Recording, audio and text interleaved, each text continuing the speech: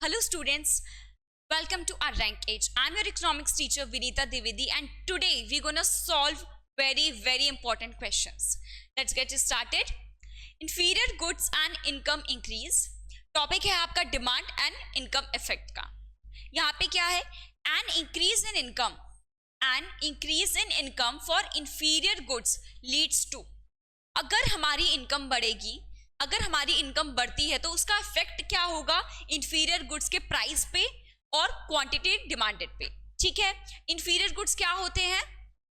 Low quality के goods जो हम बाय नहीं करते हैं, राइट? जो पुअर है वो बाय करते, लाइक कुछ वीट है, कुछ राइस है, वो खराब हो गया, अच्छी क्वालिटी का नहीं है, तो जिनके पास कम पैसे है वो उनको बाय करते हैं, है ना. एक एग्जांपल लेते हैं हम मिल्क का. एक आता है क्रीम मिल्क, राइट? एक आता है हमारा क्रीम मिल्क और दूसरा हमारा आता है नॉर्मल मिल्क, राइट?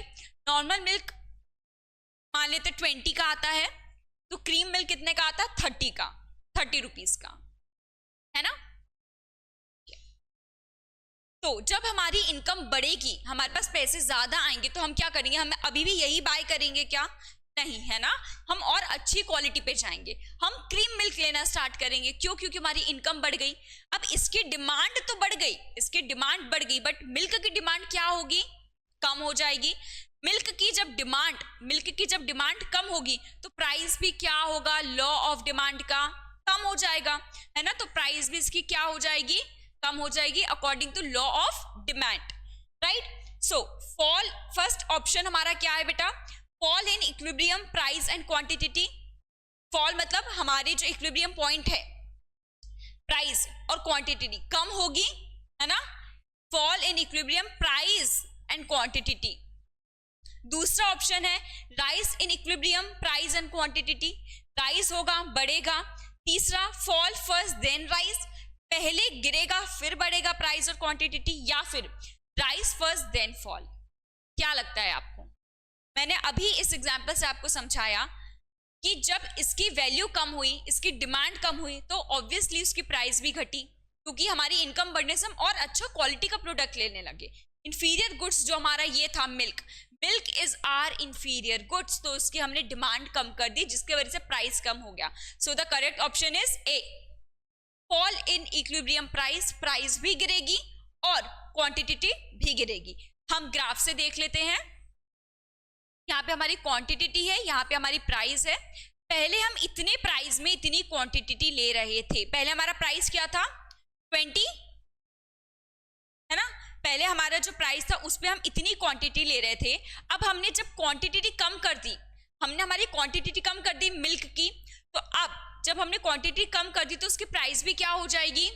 कम हो जाएगी, है ना. प्राइस भी इसकी क्या हो जाएगी? कम हो जाएगी. तो जो हमारा इक्विलिब्रियम है, दिस पॉइंट, ये जो हमारा इक्विलिब्रियम है और ये वाला जो पॉइंट था, ये तो हमारा इक्विलिब्रियम पॉइंट क्या हुआ है? शिफ्ट हुआ है, डिक्रीज हुआ है ना.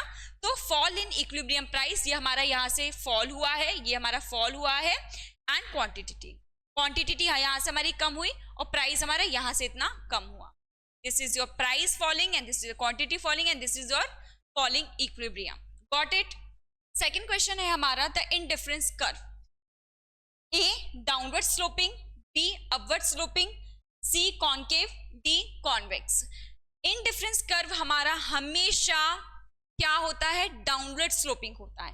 Yes, it can be concave and it can be convex, but it will always be downward sloping. The answer is A. Third question, all points on an indifference curve represent, क्या represent करते हैं, है ना. पहला same price, नहीं, of course same price नहीं represent करते. Bundles with different satisfaction, again no, right.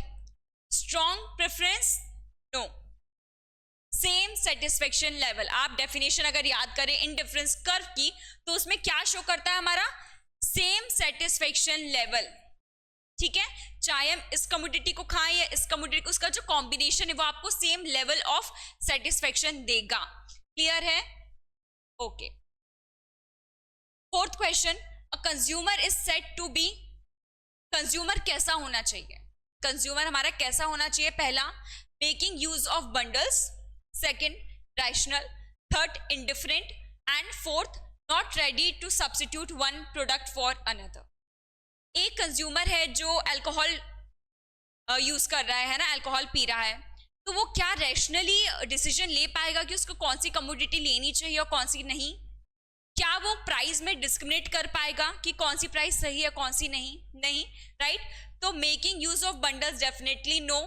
Indifferent हो, नो.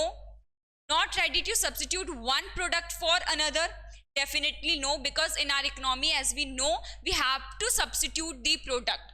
अगर एक मान लीजिए टी है और कॉफी है, राइट?